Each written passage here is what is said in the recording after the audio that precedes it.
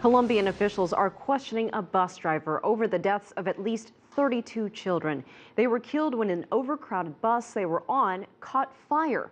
It happened in the city of Fundación, about 750 kilometers from Bogota. CCTV's Michelle Begay joins us live from the capital with more. Michelle. Colombian President Juan Manuel Santos has called a national day of mourning.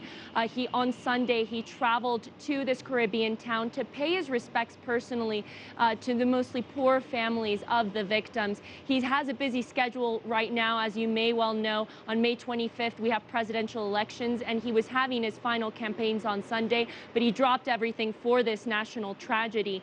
Now, the children were victims ranging from ages 1 to 12.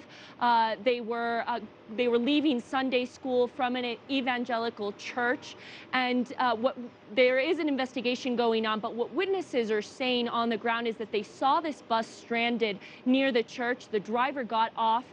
He left the children on the bus, and he tried to fix the problem by pouring maybe cheap, even contraband gasoline onto the carburetor. And when he was trying to start the bus again, there was a spark, and it ignited a fire, and tragedy struck. The highway police commander overseeing operations in Fundación says the driver was operating the bus without a license. He had a recent vehicle inspection, was not done, and he didn't have the mandatory insurance that is required. Now, investigators say the bus was overcrowded as well. At least 50 children were on this bus.